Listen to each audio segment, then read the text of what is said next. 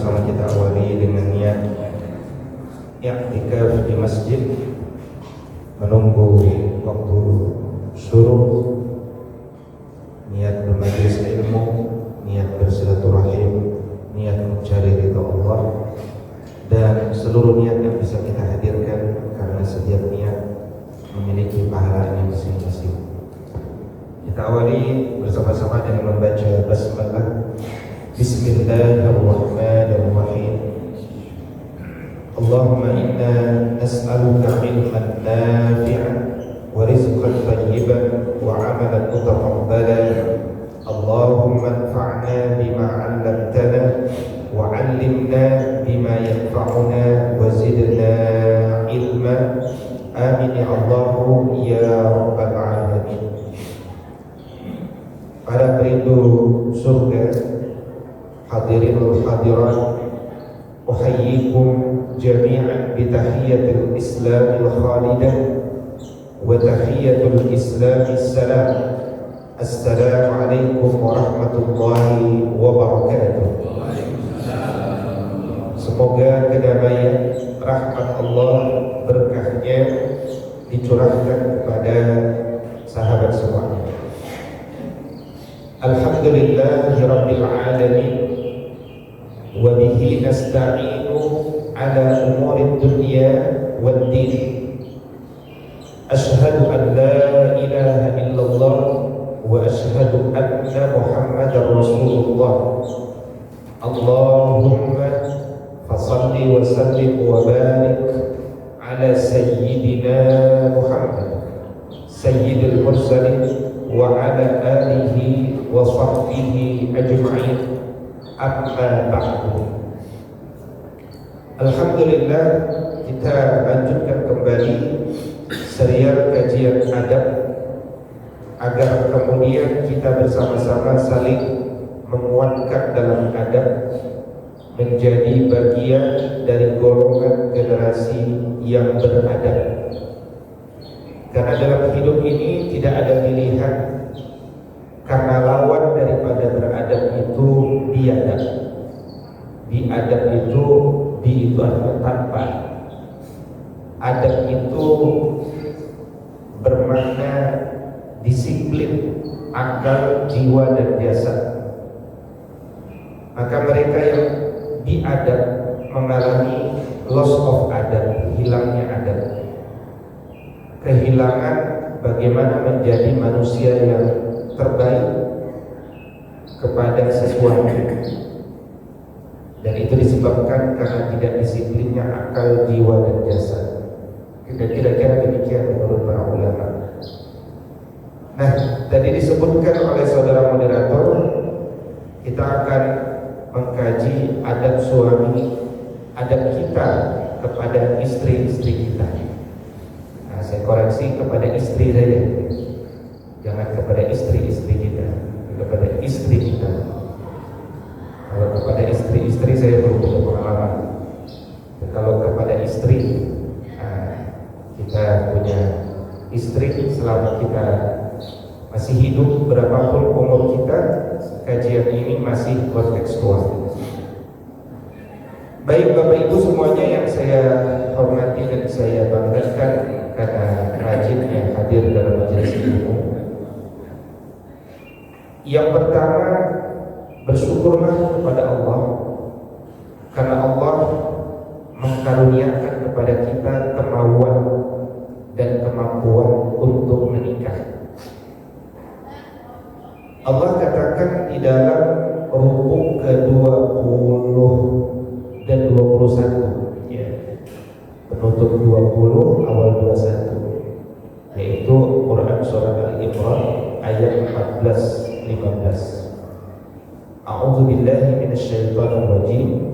Zuyyina lin-nasi hubbus syahawati minan nisa'i wal banin. Dijadikan indah dalam pandangan orang-orang beriman kecintaan, kecenderungan kepada perempuan dan kepada anak keturunan. Jadi perempuan dulu, baru ada anak keturunan. Makanya perempuan didahulukan dari anak keturunan. Hari ini banyak yang anak keturunan dulu baru perempuan. Ini zaman akhir zaman, banyak anak-anak yang tidak punya bapak, banyak anak yang bapaknya tidak mengakui. Berbagai cerita muncul belakangan. Maka Nabi SAW pun disebutkan oleh beliau sendiri, ada 4 hal yang saya cintai sebagai kesenangan hidup: 1 wanita, 2 wewangian, yang ketiga bersuci, yaitu siwak. Maka wanita yang dimaksud adalah wanita yang halal, yaitu istri. Kalau kita punya istri, maka kita memiliki satu perhiasan dunia yang membuat kita bersemangat dalam hidup. Semakin bagus ibadah kita. Maka kata Al-Imam Ibn Katsir rahimahullah ta'ala, kalaulah dengan menambah istri lagi membuat semakin bertakwa kepada Allah, khusyuk ibadah, maka kata para ulama, sebaik-baik laki-laki adalah yang paling baik istrinya. Ya, siapa yang mengatakan? Al-Imam Ibn Katsir. Tapi sayangnya orang hari ini memperbanyak istrinya, tapi menyebabkan tidak damai hidupnya. Ya, dia nikah lagi, tapi terjadilah pertempuran antar istri, atau bahkan kebohongan kepada istri pertama. Nah, kalau itu yang terjadi, sebaik-baik baginya cukup 1 istri saja. Kenapa? Karena memang dia belum siap untuk memiliki banyak istri. Karena kepada 1 istri pun dia belum mampu untuk membahagiakannya lahir dan batin. Jadi berbicara istri lebih dari 1 itu bicaranya panjang luas. Tidak semata-mata menikah lagi itu lebih baik. Itulah kenapa Al-Quran mengatakan cukup sebagian besar laki-laki itu cukupnya 1 saja. Karena kalau lebih dari 1, ibadahnya nggak bisa ya. Menuntut ilmunya makin jarang, dan dia semakin punya potensi persoalan. Nah, yang kedua, hadirin wal hadirat, ketika akan menikahi istri pertama, ketika akan menikahi istri kita dulu, gitu ya, kita diingatkan oleh Allah Subhanahu wa taala dengan firman-Nya, wa min ayatihi an khalaqalakum min anfusikum azwajan. Di antara tanda kebesaran Allah adalah diciptakan pasangan hidup kita dari jenis kita sendiri. Jenis apa? Manusia. Makanya menikahi manusia, ya, itu tidak bisa dibandingkan dengan menikahi jin. Ya, menikahi manusia itu fitrah. Dan perempuan itu adalah ayat tanda kebesaran Allah. Maka orang-orang bertakwa itu kalau melihat istrinya, dia melihat ayat Allah, tanda kebesaran Allah. Nah, inilah awal kajian adab. Bagaimana cara kita melihat istri? Ya, ada laki-laki melihat istrinya sebagai pembantu. Ada laki-laki melihat istrinya sebagai budaknya. Tapi Al-Quran, agama ini mengajarkan istri itu adalah ayat Allah. Ya, maka panggillah istri kita dengan wahai ayat Allah Subhanahu.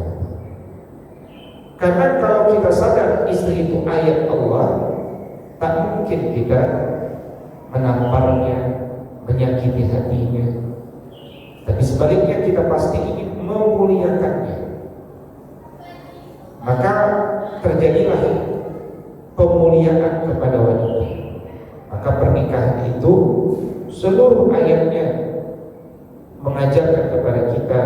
untuk memuliakan perempuan.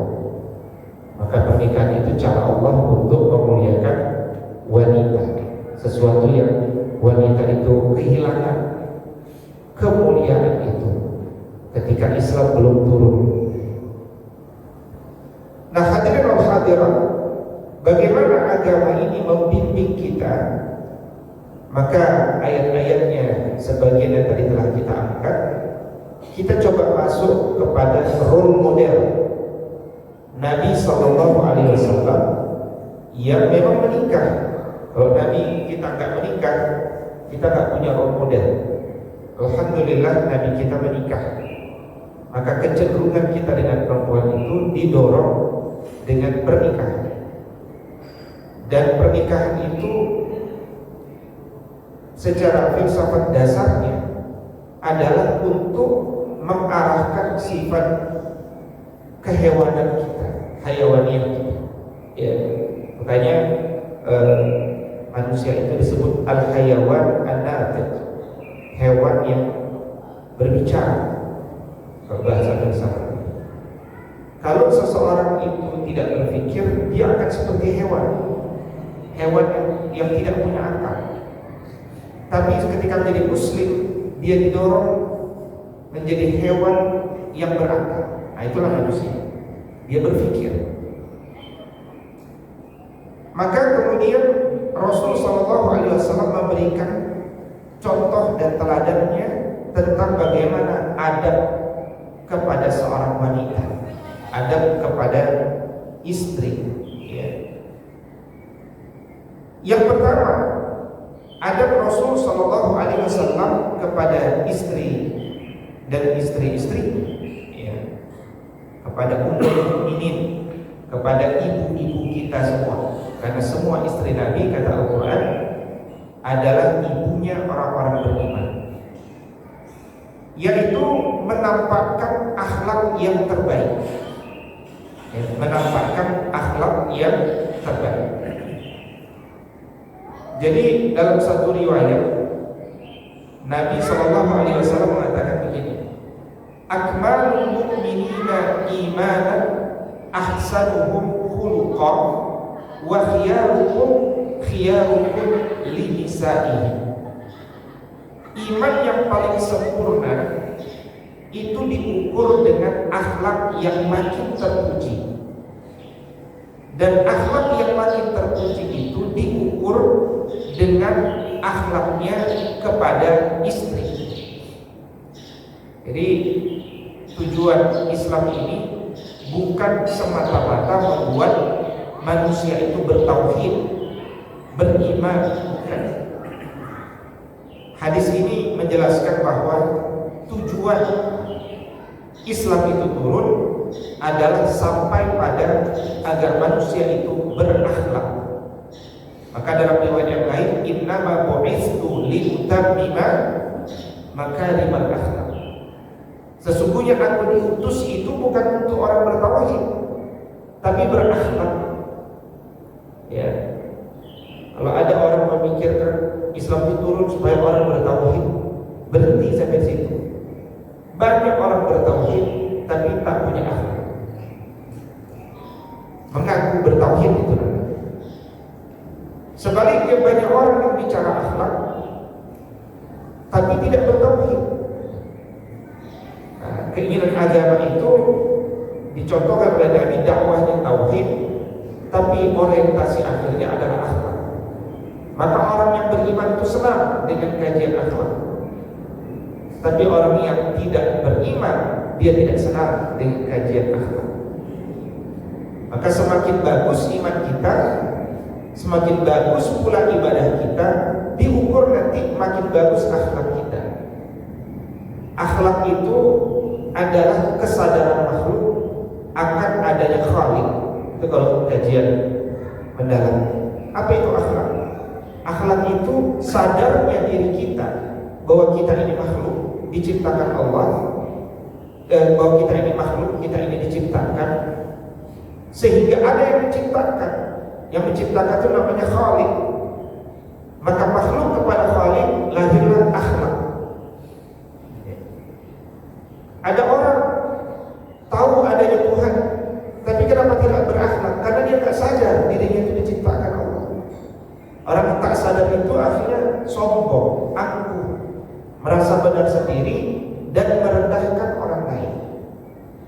dan tempatnya buruk nanti di akhirat. Dan Nabi sebagai seorang Nabi, nanti kita akan lihat akhlaknya itu tidak menunjukkan kesombongan. Maka tak pantas kita yang bukan Nabi sombong kepada istri kita. Maka kata Nabi, wa khiyarukum li nisaihim, sebaik-baik kalian adalah yang paling baik akhlaknya kepada istrinya. Nah, ini konsep umumnya. Nanti Nabi memberikan contoh dan para ulama menegaskan seperti apa akhlak yang baik kepada istri itu. Ya. Yang pertama, menjelaskan tentang paling bagus akhlak kepada istri. Quran surat An-Nisa surat keempat ayat 19 menjelaskan, wa ashiruhunna bil ma'ruf, pergauli istri kalian dengan cara yang ma'ruf. Di dalam Quran ada istilah ma'ruf. Kata Ibnu Katsir rahimahullah ta'ala, ada amar ma'ruf, ada amal ma'ruf. Ya. Amar ma'ruf itu mengajak orang untuk baik. Amal ma'ruf itu melakukan hal yang baik. Wa ashiruhunna bil ma'ruf artinya berakhlaklah kalian kepada istrimu dengan akhlak yang baik. Kenapa? Karena dia makhluk Allah, karena dia tanda kebesaran Allah. Itu frameworknya, worldview-nya, paradigma yang dibawa agama untuk kita itu. Ya. Kalau kita bilang pergauli mereka dengan baik itu apa? Satu, berikan waktu untuk khusus mendengarkan celotehan, keluhan atau ungkapan dari istri kita. Ada waktu khusus. Ya. Nabi SAW setiap ba'da Isya beliau mendengarkan istrinya secara khusus untuk saling mengevaluasi bagaimana capaian kita dalam berkeluarga hari ini. Anak-anak kita yang sudah menikah seperti apa? Ada persoalan tidak? Ya, ada yang saya bisa bantu tidak? Itu sebelum tidur itu diskusi keluarga di antaranya. Jadi kita ini memang harus terbiasa punya waktu berdua untuk deep talk, bahkan pillow talk. Punya waktu berdua untuk diskusi mendalam. Saya kira bapak-bapak yang sudah hadir sholat subuh ini pasti sering ngajak istrinya berdua ngopi di kafe. Ya kan? Ngopi itu berdua aja. Gak usah bawa anak, gak usah bawa cucu, berdua saja kopi. Ya. Saya yakin pasti bapak ibu ini, bapak ibu, kalau ibu mah tinggal aja. Bapak ini rajin untuk menyuapi istrinya ketika makan. Nah, hal-hal itu ekspresi adab kepada istri. Dan kalau kita melakukan itu niatnya karena mengikuti sunnah Nabi. Ya, kadang-kadang kita bicara sunnah kepada wanita, bukan nikah lagi itu sunnah. Ada sunnah yang banyak, yaitu apa? Menyuapi istri, itu sunnah kan? Ya, bapak sering menyuapi istri? Saya nyuapi istri, Ustaz. Kalau istri lagi sakit, itu pun terpaksa, Ustaz. Aduh, istri saya sakit, Ustaz, saya suapin aja. Jadi itu sunnah. Kalau kita niatkan menghidupkan sunnah, pahalanya besar. Makanya tadi pentingnya niat itu kan. Sebelum majelis kita niatnya apa? Perbanyak niat. Ada seorang ulama menulis buku judulnya Fikih Niat. Ya, kita pikir niatnya cuma satu, ternyata banyak. Ya, semuanya kita kumpulin, semuanya kita hadirkan masing-masing itu ada pahalanya. Ya. Jadi menyuapi dia, ngopi berdua bersamanya, ya. Kadang-kadang kita ini baru ingin berbuat ma'ruf kepada istri kita saat istri kita udah gak ada. Sebaliknya juga, seorang istri ingin berbuat ma'ruf kepada suaminya pas suaminya gak ada. Kalau pas suaminya ada, dimarahin dulu suaminya. Pas suaminya udah meninggal, baru dia sadar, mana suamiku yang mau memarahin? Gak ada. Ya Allah, seandainya suamiku ada lagi, saya berjanji tidak akan pernah cerewet sama suamiku. Kita juga sebaliknya, mana istri kita yang sering kita marahin? Begitu gak ada istri kita, baru kita sadar, mana istriku? Gak ada lagi tempatku ngomong, gak ada lagi tempatku ini dan seterusnya. Kan itu yang dialami oleh B.J. Habibie, ya kan? B.J. Habibie ketika istri meninggal, ceritanya dia berminggu-minggu itu gak bisa kehilangan. Ini bapak ada yang kehilangan seorang istri, kayaknya wajahnya masih lengkap semua. Masih lengkap ya ibu semua ya? Masih ya? Alhamdulillah, mudah-mudahan banyak umur berkah. Nah yang kedua, Nabi SAW itu menunaikan kewajibannya sepenuh hati. Ya, Nabi itu menunaikan kewajibannya sepenuh hati. Di dalam Quran surat Al-Baqarah surat kedua ayat 228, Allah mengatakan walahunna mithlul ladzi 'alaihinna bil ma'ruf, ya. Dan hak-hak istri kita itu sama dengan kewajiban mereka, maka berikan hak dan kewajiban itu dengan cara yang ma'ruf. Bagaimana penjelasannya? Banyak keluarga tidak harmonis karena kita selalu berpikir mana hak saya sebagai suami. Kita tidak pernah berpikir apakah saya sudah melaksanakan kewajiban saya sebagai suami. Padahal nasihat-nasihat guru kita, sempurnakanlah kewajiban kita, niscaya hak akan datang dengan sendiri dan mulia itu datang. Ya. Jadi tugas para suami itu tunaikan aja kewajiban kita dengan sebaik-baiknya. Nanti hak itu datang dengan sendiri. Kata cinta di dalam seluruh redaksi dalam Al-Quran dan As-Sunnah itu lebih dari 50 kosakata bahasa Arab itu untuk bicara cinta. Kira-kira cinta itu kalau diringkas itu artinya memberikan sepenuh hati kepada orang yang kita kasihi tanpa henti. Nah, itu adalah cinta. Jadi atas nama cinta kita gak pernah beda-bedain. Ini kok piring kotor, ya kan? Mama kemana aja gak pernah cuci piring.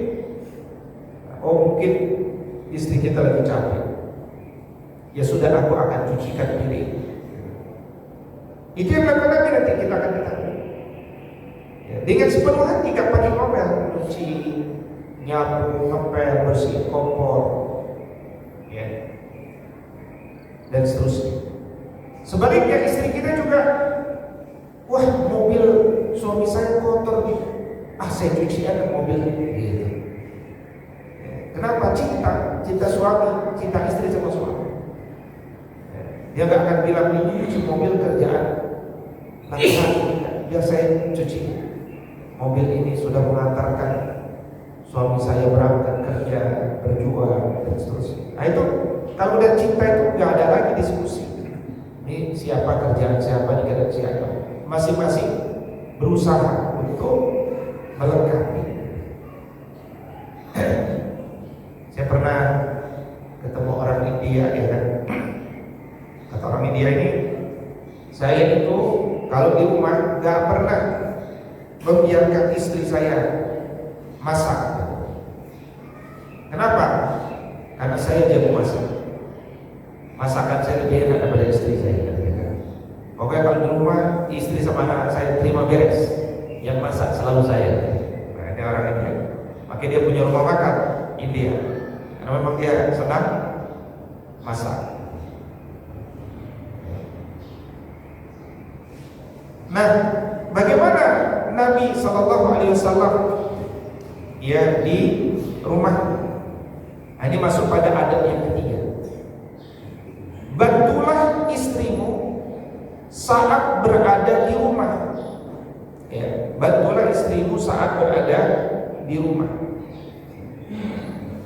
Disebutkan dalam riwayat Imam Bukhari, kana fi mihnati ahlihi fa idza hadaratis shalah qama ila shalah.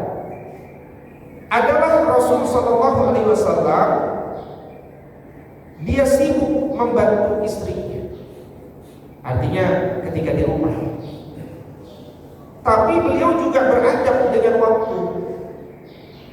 Ketika datang azan, beliau tinggalkan pekerjaan di rumah, beliau pun pergi sholat, artinya ke masjid.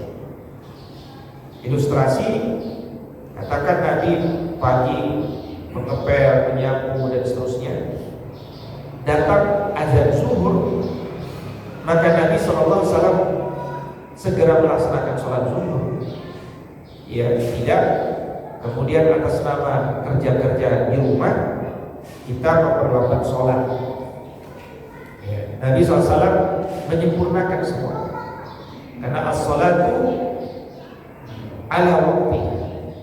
Ya, sholat itu dilakukan pada waktunya, dan waktu yang terbaik adalah di awal waktu. Ya. Maka ibu-ibu kalau sedang beres-beres rumah dengan suami, datang azan, ingatkan suami, ayah cukup dulu, biar ibu lanjutkan. Ayah jemput cahaya Allah di masjid. Ya. Jemput cahaya Allah supaya rumah kita makin terang. Kita ini rumah kita terang kalau kita bawa cahaya dari masjid ini. Makanya Quran surat cahaya, surat ke-24, ya kan? Itu nanti kata cahaya nggak ada di ayat 1, 2, 3, baru ada tuh di ayat ke-25, ya. Ayat 35. Ayat 35 baru ada kata cahaya. Dan itu ditujukan kepada saya dan bapak-bapak semuanya untuk selalu membuat rumahnya terang. Ya, maka Allah katakan, Allahu nurus samawati wal ardh. Mathamurihi kamishkatin fiha misbah, al-misbah fi zujajah, ila akhir ayat. Allah itu cahayanya menerangi langit dan bumi. Ya, jemputlah cahaya Allah itu. Di mana menjemputnya? Ngambilnya di mana? Beli lampunya itu di mana? Ayat 36-nya Allah mengatakan, fi buyutin adzinallah, ambil dari masjid. Bagaimana cara mengambilnya? An turfa'a wa yudhkara fiha ismuhu yusabbihu lahu fiha bil ghudwi wal asar. Ambil dengan cara-cara yang Allah syariatkan. Baru dia punya sebab untuk mendapatkan rezeki yang banyak ketika nanti dia bekerja di luar rumah. Itu rumusnya begitu. Kalau kita ingin jadi pedagang sukses, rumusnya itu adalah ambil cahaya dari masjid, baru kita berdagang. Ya, makanya ayat ke-37 Allah katakan, rijalul la tulhihim tijaratu wala bay'un an dzikrillah wa iqamis shalah wa ita'iz zakah. Ya. Di Mesir itu dulu, bukan dulu, ya dia sudah wafat, ada seorang pengusaha sukses, ya namanya Insinyur siapa ya? Insinyur Fulan, saya lupa, nanti silakan cari. Beliau ini termasuk orang yang kaya di Mesir. Ya, dan awal kekayaannya itu adalah ketika beliau membuat saham 10% dari keuntungannya untuk Allah. Ya, jadi dia punya usaha, sahamnya dibagi-bagi, dan di kontraknya itu dia tulis 10% saham Allah. Jadi keuntungan di 10% untuk Allah. Ketika dia membuat saham itu, ternyata bisnisnya makin lancar. Akhirnya dia rapat naikkan lagi 30% buat Allah. Berikutnya 50% untuk Allah. Nah, singkat cerita, di ujung akhirnya, di puncak-puncak karirnya, beliau jadikan 100% untuk Allah. Dia itu kerja hanya supaya uang itu makin besar dan manfaatnya untuk rakyat besar. Makanya dia meskipun bukan ulama, ketika wafat itu ribuan orang mengantarkan jenazah beliau. Ya. Nah, ini contoh bisnis yang memang berawal dari mengambil cahaya dari Allah. Makanya kalau hari Jumat itu bagusnya libur apa kerja Pak hari Jumat itu? Libur kan enak ya? Libur apa kerja Pak? Bagusnya libur ya kan? Supaya apa Pak? Supaya bisa sholat Jumat. Tapi kadang-kadang terlambat juga dia datang sholat Jumat atau udah libur ya. Nah, tapi yang menarik kalau di surat Jumat, kalau Bapak buka surat Al-Jumu'ah, surat Al-Jumu'ah, ya. Kata Allah,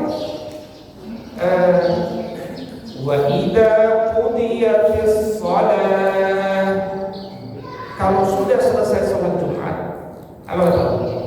Fantashiru fil ardh, segera nyebar ke penjuru negeri. Ngapain? Wabtaghu min fadlillah, cari uang sebanyak-banyaknya. Cara nyari uangnya, wadhkurullaha katsiran la'allakum tuflihun. Banyak zikir kepada Allah supaya dapat keuntungan besar.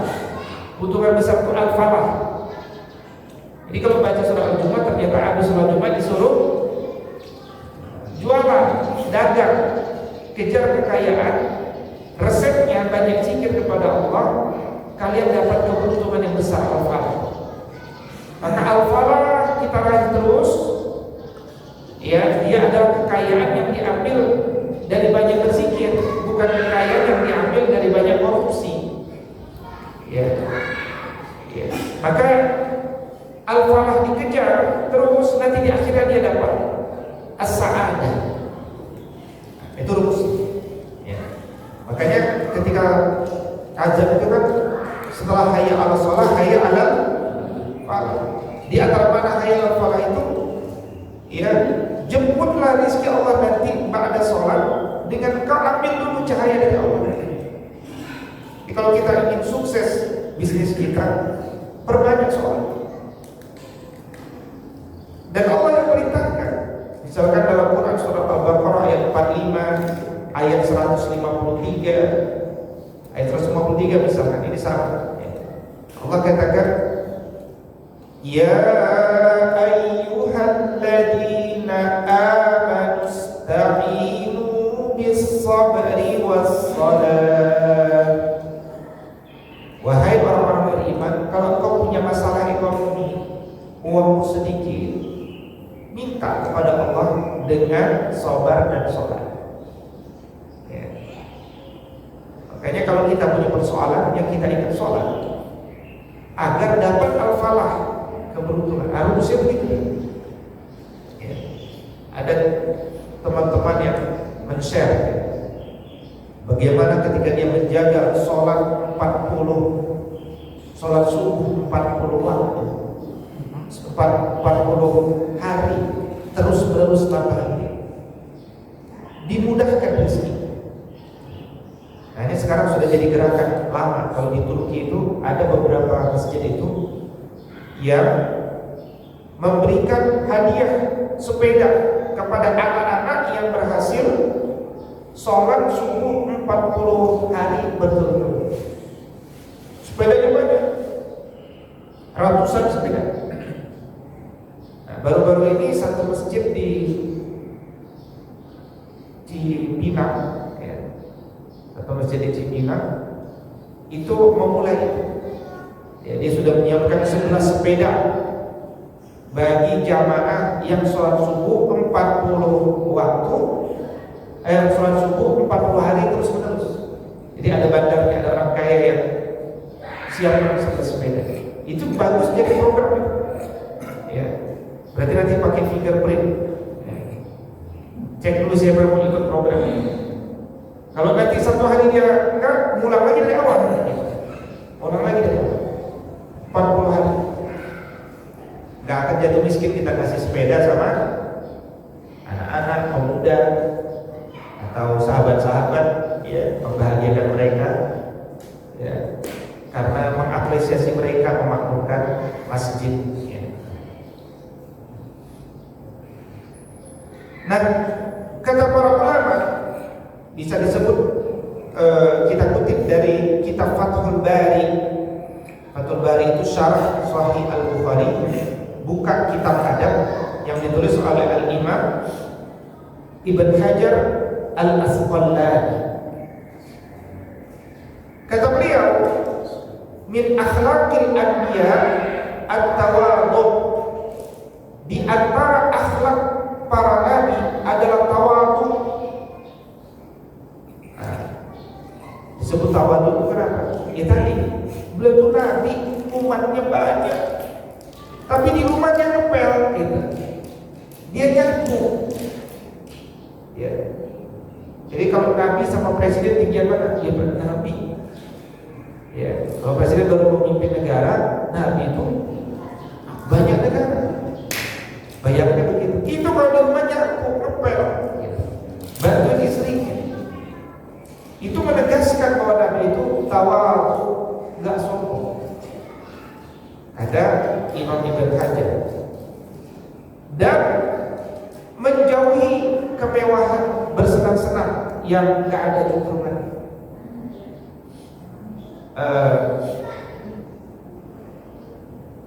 Kenal Mbak Ibu, kenal ya Mbak? Kenal pernah ketemu ya? Ada satu potongan video beliau, saya tonton begini.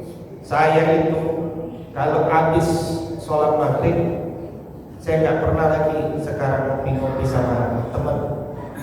Karena kalau ngopi-ngopi sama teman habis maghrib itu kadang-kadang lupa isya lupa, dan yang jelas jauh dari keluarga, anak-anak nggak dekat. Nah, mulai sejak saya punya anak, kata dia, nggak pernah ada lagi acara malam, kata dia.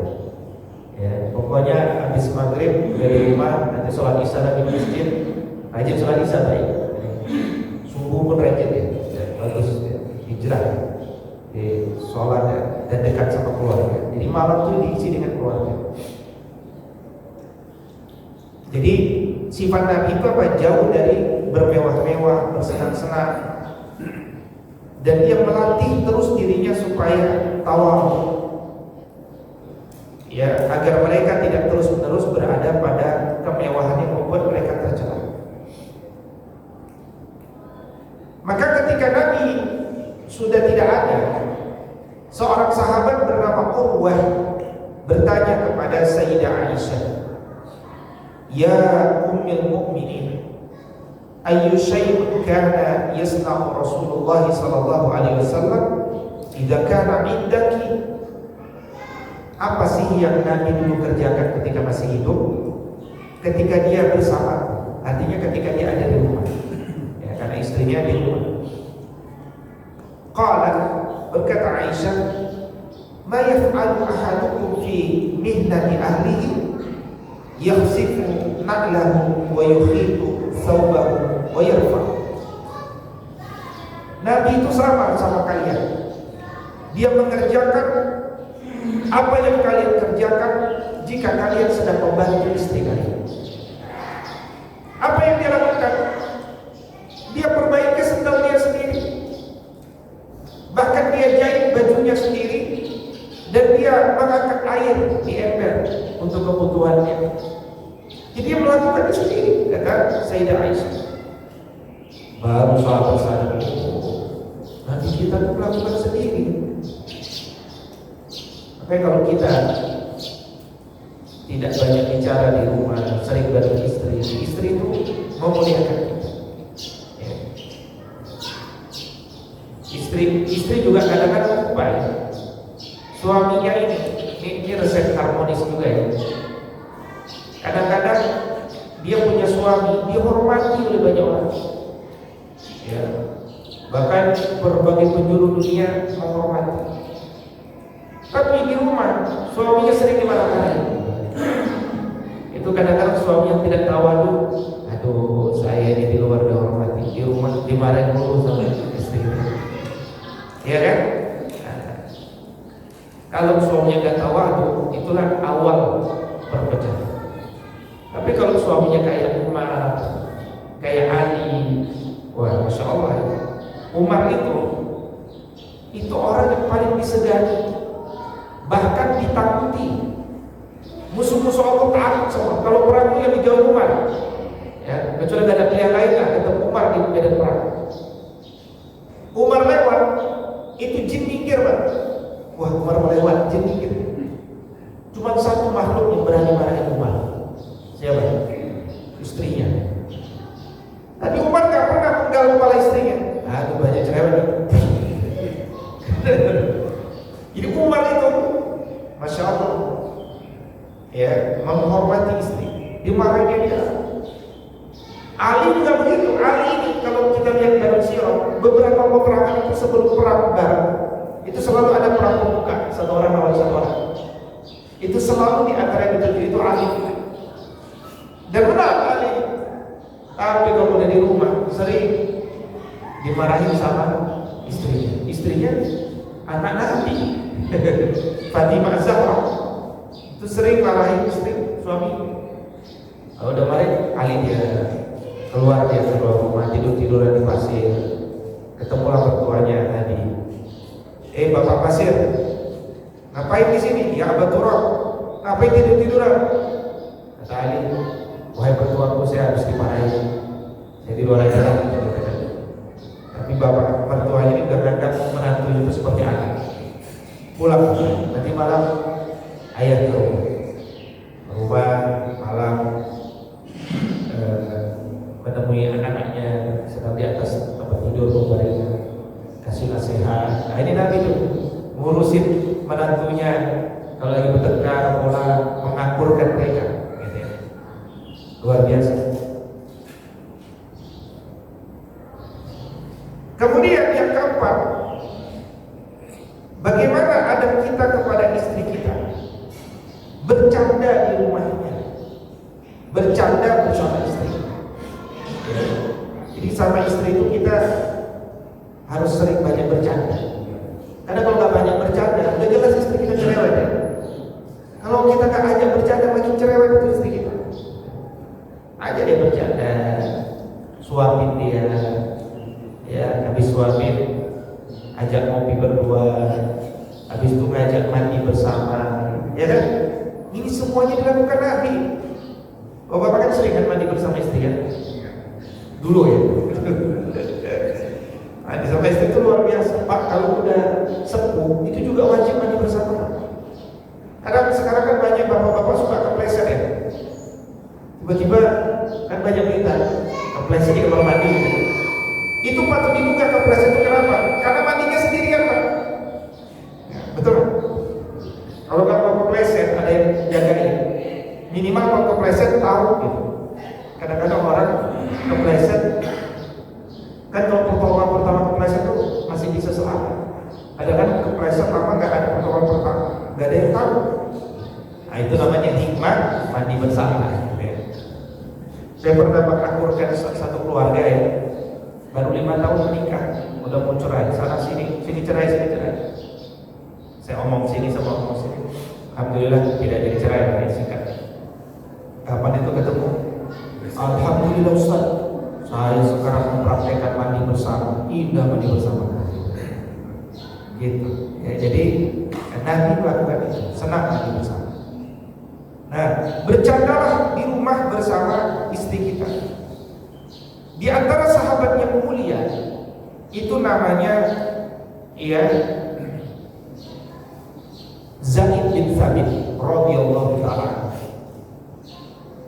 Disebutkan di dalam kitab adab yang ditulis Imam Al-Bukhari, Al-Adabul Mufrad, aku belum pernah melihat seseorang yang demikian berwibawa saat duduk bersama kawan-kawannya dan demikian akrab dan lucu ketika sedang di rumah melebihi Zaid bin Thabit. Zaid bin Thabit itu ulama besar, sahabat Nabi, ya kan, kepercayaan Nabi Zaid bin Thabit.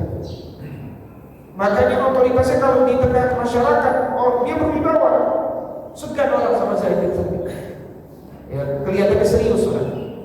Kalau di rumah kocak orang, bukan melucu sama istri.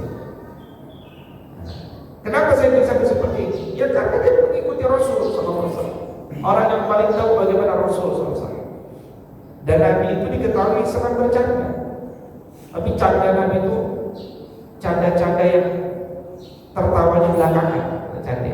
Karena Nabi itu candanya tinggi, ya. Butuh mikir, ya. Gak pernah bohong isinya. Ya, kadang-kadang kalau orang ada yang bercanda itu kan isinya kebohongan, ya, supaya orang tertawa dia kebohongan. Nabi itu bercanda tapi mikir. Contoh candanya Nabi ini, misalkan ibu bapak kita mau berangkat ke medan perang, pas yang lain nih suruh nyiapin kendaraan, ya unta disuruh siap. Unta udah siap, Nabi bilang, bapak semua, unta udah siap, mari masing-masing kita berangkat naik anak unta. Naik anak unta. Itu sahabat mikir, masing-masing naik anak unta. Jadi kita mau berangkat naik anak unta. Tega benar perang naik anak unta, gitu kan? Itu sempat mikir dulu, jadi orang berpikir tuh naik anak unta. Terus saya bilang, kenapa kalian bingung? Memangnya ada unta yang gak punya ibu? Kan itu anak unta semuanya. Nah, gitu kan? Oh, baru teman. Jadi ketawa itu belakangan. Nah, Nabi itu kalau bercanda itu ngajak mikir. Misalkan ada nenek-nenek lewat, Nabi kadang iseng juga, ya kan? Nek, kasihan di surga nanti gak ada nenek-nenek. Nabi lewat, nenek nangis dia kan, nangis, ya Allah, kenapa saya gak meninggal ketika masih muda, kata itu kan? Kenapa saya ini harus sampai sepuh begini belum meninggal, saya gak masuk surga, kata Nabi begitu. Nah, Nabi bilang, kejar lagi nenek-nenek itu, ya kan? Sampaikan maksud Nabi itu bukan orang tua gak masuk surga, tapi di surga gak ada orang tua. Artinya nenek-nenek itu nanti jadi muda kembali. Nah, caranya Nabi itu kayak gitu. Makanya Nabi itu ketawanya gak pernah terbahak. Ketawanya itu senyum, giginya kelihatan. Nah, itu aja kan ketawanya Nabi. Ya.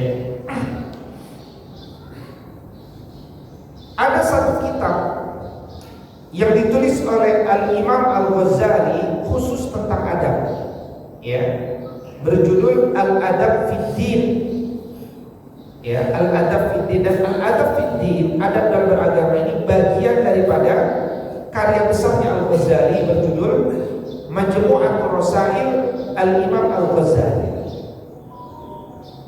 Kata Imam Al-Ghazali, beliau mengumpulkan dari apa yang tadi kita bahas, beliau tambahkan lagi secara komprehensif apa adab suami menurut Al-Ghazali itu.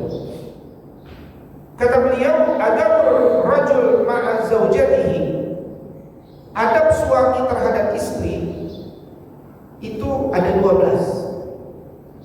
Ya, ada 12. Sebagian tadi sudah kita bahas. Ini kesimpulan. Yang pertama, dia berinteraksi dengan baik, ya.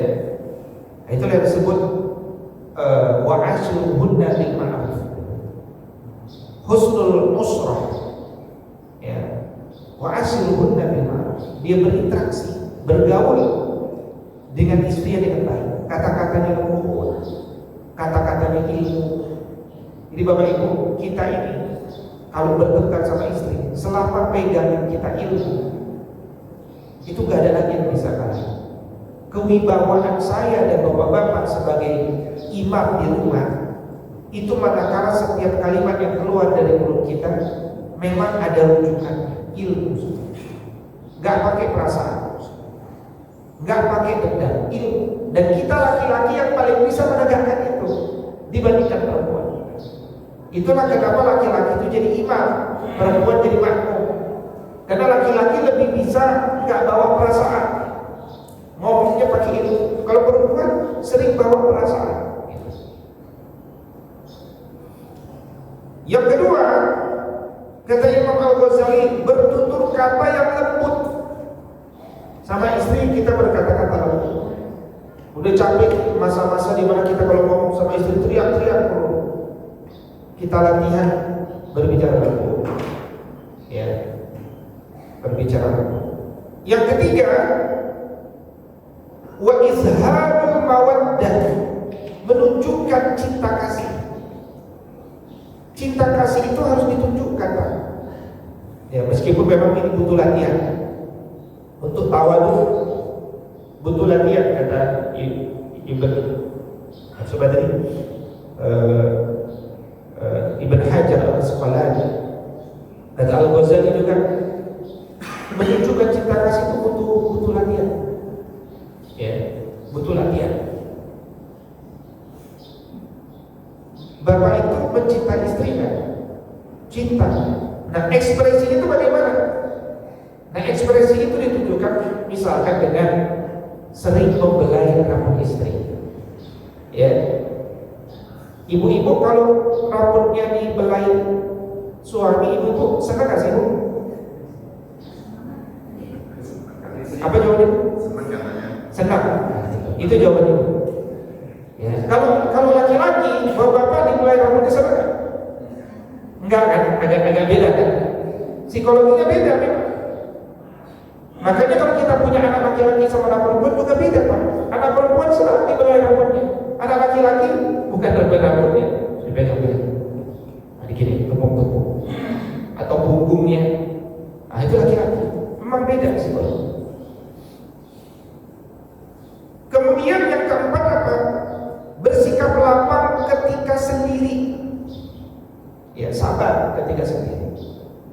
Ketika istri tidak ada, dia sabar. Yang kelima, tidak terlalu sering mempersoalkan kesalahan istri. Nah, ini ada riwayat yang bisa dirujuk ya. Kata Nabi SAW, kalau engkau melihat kesalahan pada istri, misalkan suatu malam dia lupa menyiapkan makan malam, misalnya, kata Nabi, segeralah ingat sekian banyak kebaikan istri, maka engkau akan lupakan satu kesalahan istri. Ini pesan Nabi. Ya, coba lihat wajah istri kita ketika dia sedang tertidur kelelahan di malam hari. Kita akan lihat, Masya Allah, istri kita yang luar biasa. Dia sudah lelah berhari-hari, bertahun-tahun mewakafkan umurnya bersama kita. Ya, satu kesalahan itu biasa. Kita juga punya kesalahan. Jangan sampai satu kesalahan membuat kita teriak, marah, menyakiti hatinya. Masalahnya perempuan itu begini. Kalau kita sudah marahnya sekali yang menyakiti, itu psikologi perempuan itu bukan lupa-lupa, Pak. Itu masalahnya. Kalau bapak-bapak, kita kadang masih suka lupa. Ada omongan pahit kepada kita, kadang kita masih nggak mudah lupa, nggak bawa perasaan. Istri itu kalau udah sakit hati, kecoret sekali, susah lupa. Makanya jangan sampai kita pernah mencoret ya istri kita, membuat garis-garis dalam jiwa kita. Jangan pernah. Itu secara psikologi. Udah masuk surga belum? Sudah ya? Sudah ya? Berapa lewat menit? Berapa menit ya? Lewat dari jam itu? Ada 10 menit?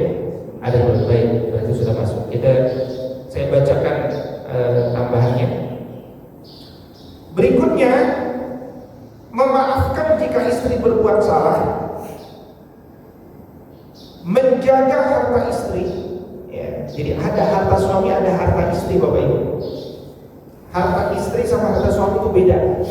Tidak ada harta bersama. Harta golongan ini itu adanya hanya di Indonesia.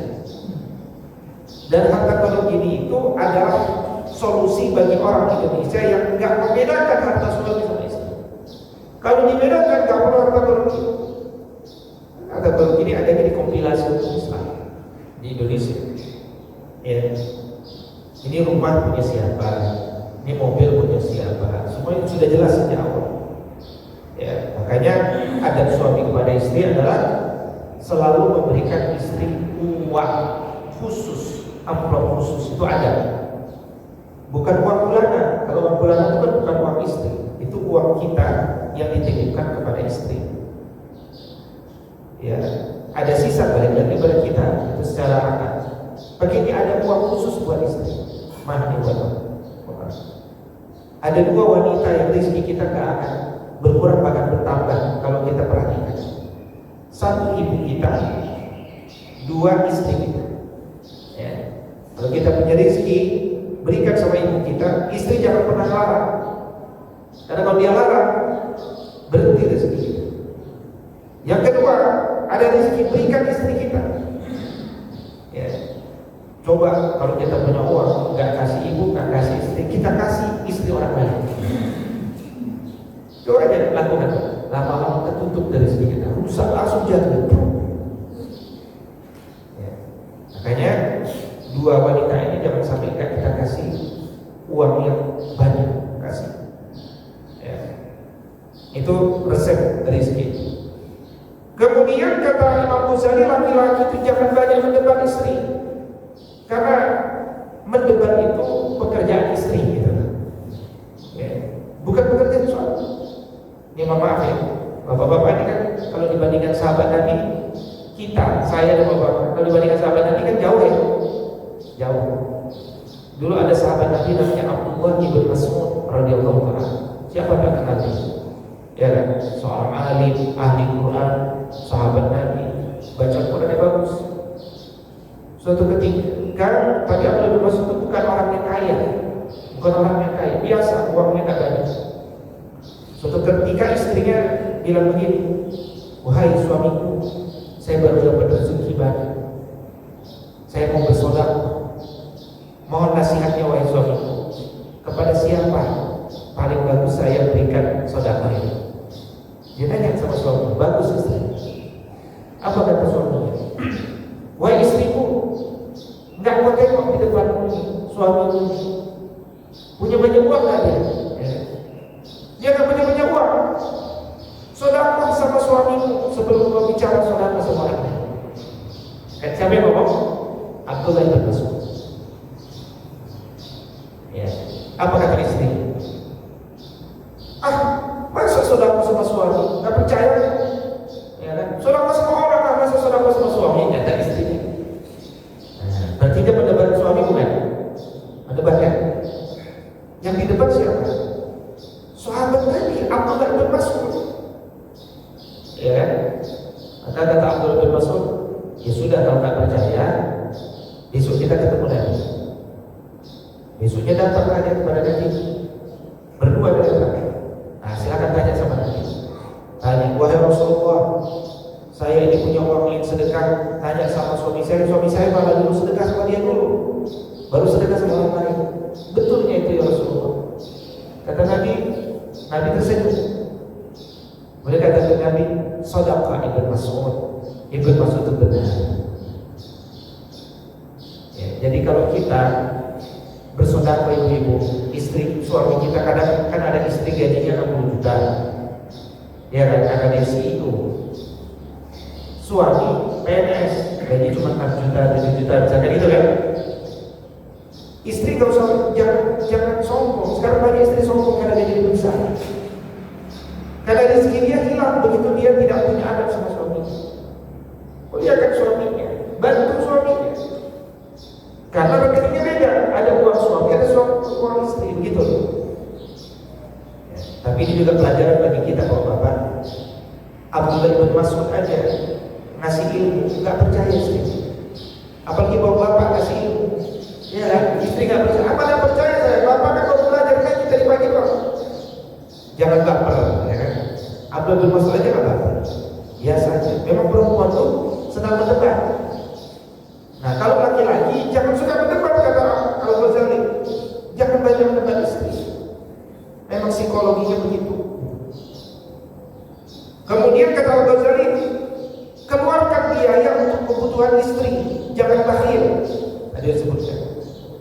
Kemudian muliakan keluarga istri. Sering-sering kita tanya sama istri kita, buat ibu mertua tolong siapkan, buat adikmu tolong siapkan, buat kakakmu siapkan. Sering kita lakukan itu adab kita sama istri. Karena kadang-kadang istri itu gak enak, dia mau ngasih ibunya gak enak, dia mau ngasih kakaknya gak enak, ngasih adiknya. Kita harus sampai, adikmu perhatikan kamu, kok gak pernah perhatikan adik.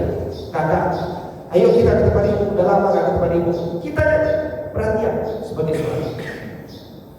Kemudian senantiasa memberi janji yang baik kepada istri, dan terakhir selalu bersemangat terhadap istri.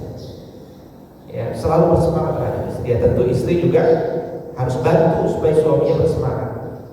Ya, bagaimana cara bantunya? Selalu, ya, gini cara bantu. Ya, dan Bapak Ibu nanti bisa baca tafsir surat Ali Imran ayat 14 ya. Penutup buku 20, bahwa wanita itu dia supaya membuat suaminya bersemangat, dia harus dari wanita yang menyejukkan pandangan istrinya. Al-mar'atu sholihah, wanita soleh itu adalah kalau suaminya melihat kepadanya, dia tersenyum kepada suaminya. Ya, kalau dia melihat kalau suami melihat istrinya, istrinya tersenyum kepada suaminya. Kalau suaminya melihat istrinya, istrinya menghadirkan kondisi yang menenangkan jiwa suami. Gitu. Itu dari bab istri ya. Tapi kalau bagi bab kita suami, kalaulah kita belum punya istri yang mampu menghadirkan kondisi seperti itu namanya kan nasib, ya kan? Nasib, ya. Maka kita yang harus selalu bersemangat terhadap istri. Nah, itu nasihat Imam Al-Ghazali. Baik hadirin wal hadirat, demikianlah 12 adab suami menurut Al-Ghazali. Saya yakin yang hadir ini insyaallah akan menjadi semakin suami-suami yang terbaik. Terbaiknya kita itu menjadi salah satu amalan unggulan di hadapan Allah Subhanahu wa taala. Ada yang mau ditanyakan Bapak Ibu sebelum ditutup, dipersilakan.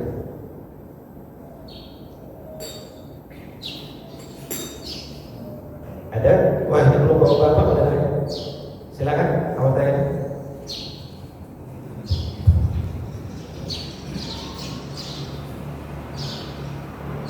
Assalamualaikum warahmatullahi wabarakatuh. Waalaikumsalam warahmatullahi wabarakatuh. Tadi Ustaz singgungan kalau ada dua wanita yang harus kita berikan nafkah ya. Pertama ibu, kedua istri. Yang pertama saya mau tanyakan bagaimana jika seorang suami penghasilannya belum cukup untuk memberikan sebagian hartanya kepada ibunya, itu kalau dia tidak memberikannya kepada ibunya di saat kondisinya tidak berkecukupan, itu bagaimana hukumnya? Itu yang pertama. Kemudian yang kedua, jika apabila ibu kita tuh pensiunan tapi masih dapat gaji atau masih kerja suatu tempat dia punya penghasilan, atau istri kita punya penghasilan juga,